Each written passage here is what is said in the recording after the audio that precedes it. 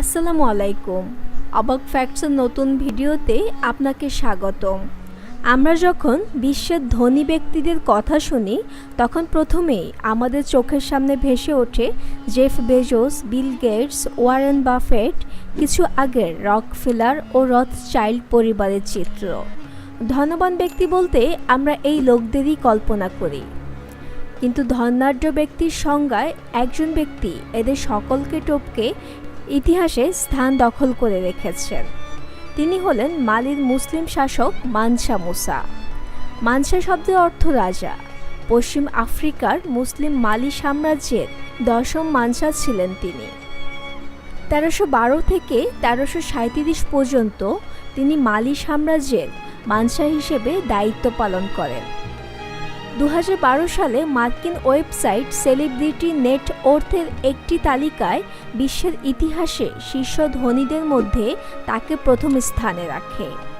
এখানে তার মোট সম্পদের পরিমাণ $40,000 কোটি সমমূল্য হওয়ায় একটি ধারণা দেওয়া হয়, তবে তার সম্পদের পরিমাণ সঠিকভাবে নির্ণয় করা সম্ভব হয়নি। আজকের এই ভিডিওতে জানতে চলেছি মানসা মুসার ধনী হওয়ার গল্প। জানতে পুরো ভিডিওটি দেখুন।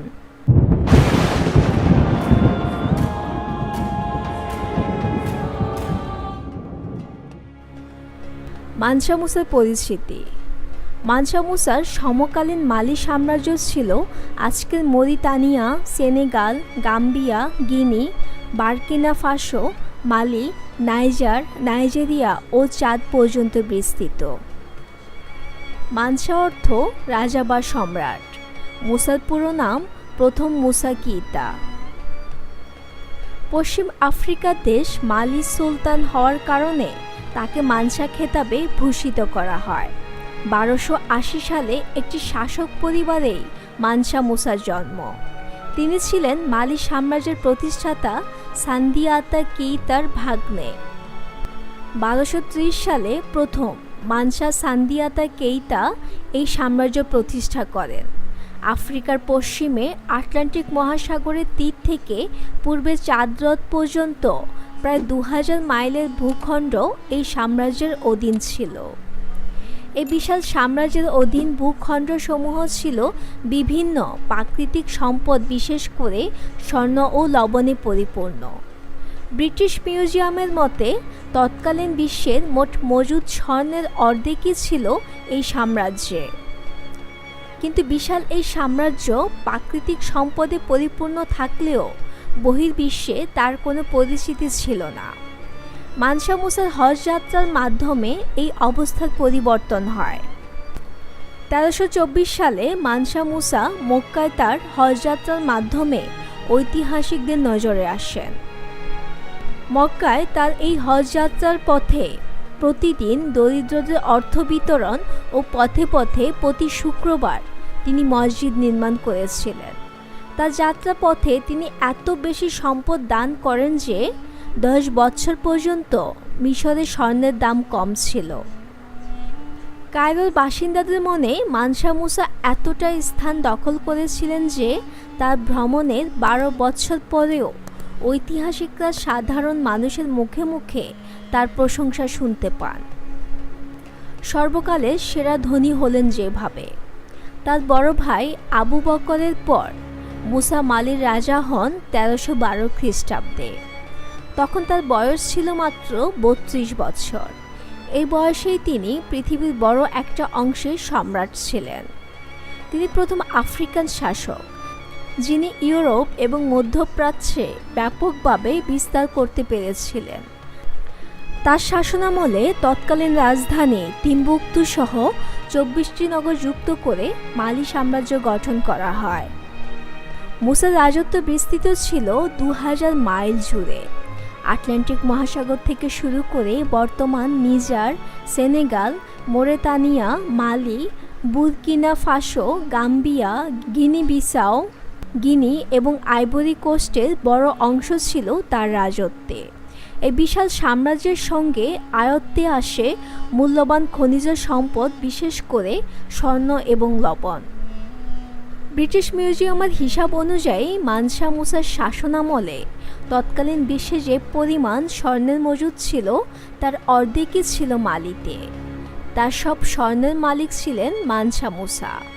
বড় বাণিজ্যিক কেন্দ্রগুলো তার সাম্রাজ্যে স্বর্ণ এবং অন্যান্য পণ্যের ব্যবসা করত।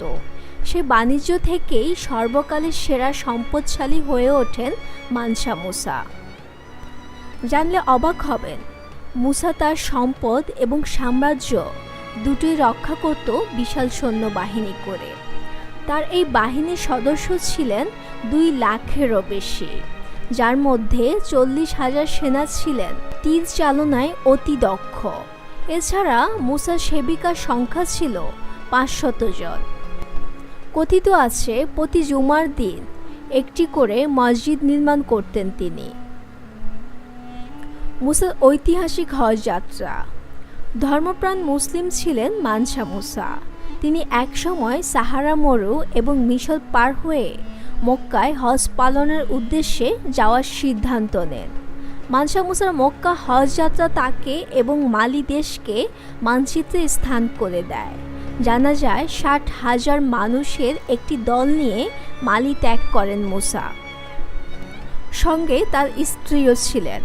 সেই দলে ছিলেন সম্পূর্ণ মন্ত্রী পরিষদ, কর্মকর্তারা, সৈনিক, কবি, ব্যবসায়ী, উট চালক এবং 12,000 দাস দাসী।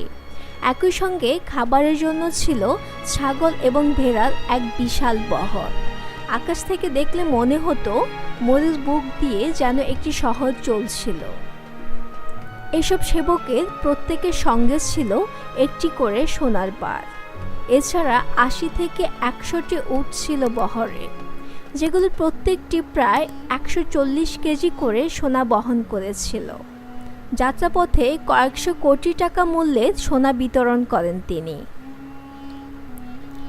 বলা হয়ে থাকে ওই হজে মুসা আজকের দিনের প্রায় 1,50,000 পাউন্ড ওজনের সোনা ব্যয় করেছিলেন, যে কারণে এর পরের কয়েক বছর কায়রো, মক্কা এবং মদিনায় সোনার দাম একেবারেই কমে গিয়েছিল।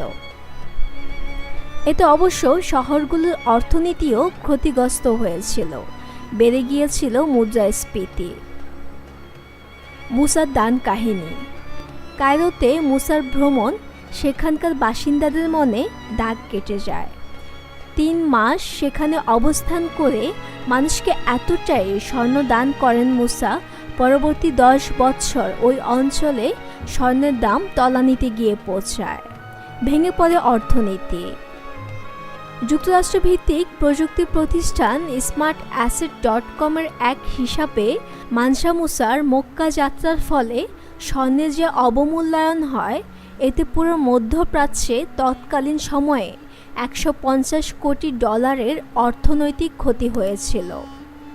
ফেরার পথে আবারও মিশর পার হন মানসা মুসা।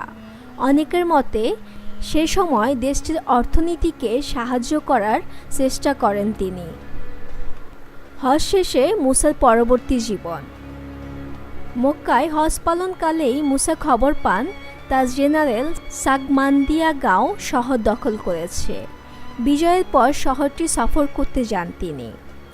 মালির টিম্বাকটু শহরকে বৃত্তিপ্রাপ্ত মুসলিমদের শিক্ষাকেন্দ্রে পরিণত করেন এই সম্রাট। দূর দূরান্ত থেকে মানুষজন টিম্বাকটু দেখতে আসা শুরু করেন।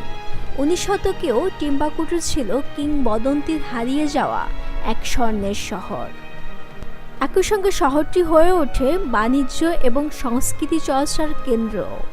ভেনিস, গ্রানাডা এবং জেনুয়ার মতো ইউরোপীয় শহরগুলোতে যখন এই বাণিজ্য কেন্দ্রটির সংবাদ পৌঁছায়, তখন সেখানকার ব্যবসায়ীরা দ্রুত এটিকে তাদের বাণিজ্যিক শহরের তালিকায় অন্তর্ভুক্ত করে নেন। শিল্প এবং স্থাপনায় উৎসাহ দেওয়ার পাশাপাশি তিনি সাহিত্য ক্ষেত্রে অনুপ্রেরণা দেন। স্কুল, লাইব্রেরি এবং মসজিদ তৈরিতে অর্থ দান করেন। অল্প সময়ের মধ্যেই টিম্বাকটু হয়ে ওঠে শিক্ষার কেন্দ্র এবং সারা বিশ্ব থেকে মানুষজন সেখানে পড়তে আসা শুরু করে, যা পরবর্তীতে পরিচিত হয় সাংকর বিশ্ববিদ্যালয় নামে। 1337 সালে 57 বছর বয়সে মানসা মুসার মৃত্যু হয়। টানা 25 বছর মালি শাসন করেন তিনি। যদিও তার ছেলেরা আর সেই সাম্রাজ্য ধরে রাখতে পারেননি। ছোট রাজ্যগুলো একে একে বেরিয়ে যেতে থাকে এবং একসময় পুরো সাম্রাজ্য ধসে পড়ে। 1337 সালে মানসা মুসার মৃত্যুর পর তার ছেলে প্রথম মাগান শাসন ক্ষমতা লাভ করে। কিন্তু গৃহযুদ্ধ, পরবর্তী শাসকদের অযোগ্যতা ও বহিঃশক্তির আক্রমণে সমৃদ্ধ মালি সাম্রাজ্যের পতন ঘটে। দর্শক, কেমন লাগলো আজকের এই আয়োজন? ভালো লাগলে বন্ধুদের সঙ্গে শেয়ার করুন। আর চ্যানেলে নতুন হয়ে থাকলে সাবস্ক্রাইব করুন এবং পরবর্তী ভিডিও পেতে পাশের বেল আইকনটি ক্লিক করে নোটিফিকেশন অন করে দিন। আজকের মতো বিদায় জানাচ্ছি। ধন্যবাদ।